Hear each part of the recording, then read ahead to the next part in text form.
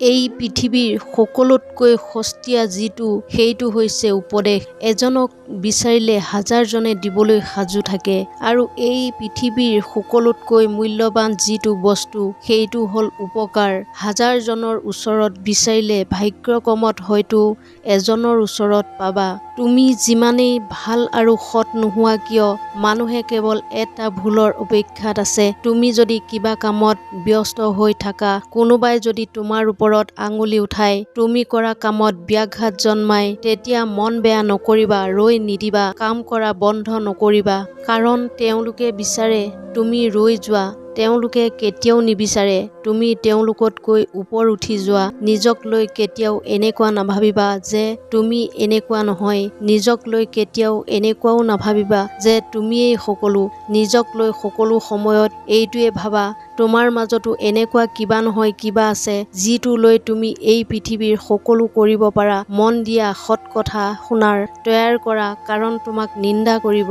এনেকুৱা মানুহৰো আজি অভাৱ নাই। সকলো সময়তে আনন্দত থকাৰ অভ্যাস তৈয়াৰ কৰা, কাৰণ তোমাকতো দোষ দি নিজে আনন্দ ল'ব। এনেকুৱা মানুহৰ আজি অভাৱ নাই।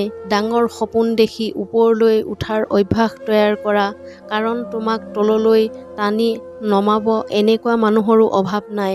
বহুত আঘাত পোৱাৰ পাছত সৰু এটা শিক্ষা পাইছো যে সম্পৰ্ক সকলোৰে লগত ৰাখা, কিন্তু সহায়ৰ আশা কাকো নকৰিবা। কাৰণ কোন কিমান আপোন সেইটো সময়ে ক'বই। যদি মানুহে তোমাক সোধে কি কৰা, তেতিয়া বুজি ল'বা যে হিচাপ কৰা হৈছে তুমি তাতকৈ সৰু নে ডাঙৰ।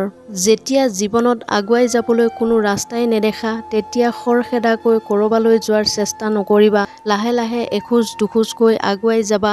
ৰাস্তা নিজে নিজেই খোল খাব তোমাৰ কাৰণে। তুমি যিটো পাব বিচৰা, হাজাৰ চেষ্টা কৰিও যদি সেইটো নোপোৱা, তেতিয়া ভাঙি নপৰিবা। কাৰণ ঈশ্বৰে সেইটো নিদিয়ে যিটো তোমাৰ ভাল লাগে।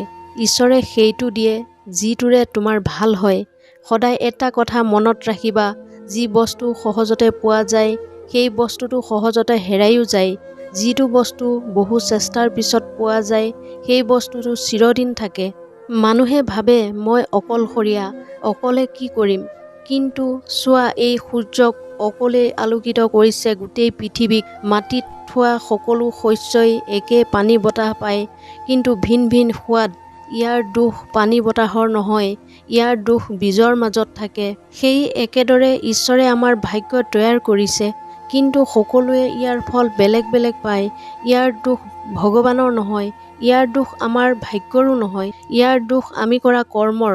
সময় আৰু কৰ্ম মিলিয়েইতো আমাৰ ভাগ্য ৰচনা হয়। যি কৰ্মক বিশ্বাস নকৰি ভাগ্যক বিশ্বাস কৰে, ভাগ্যৰ ভৰসাত ৰৈ থাকে, সেই ব্যক্তিৰ ভাগ্য চিৰদিন শুই থাকে। নিজৰ ওপৰত বিশ্বাস ৰাখি এহাতে কৰ্ম আৰু এহাতে সময়ক ৰাখি ৰাস্তাত গৈ থকা। ভগৱান তোমাৰ আশে পাশেই আছে।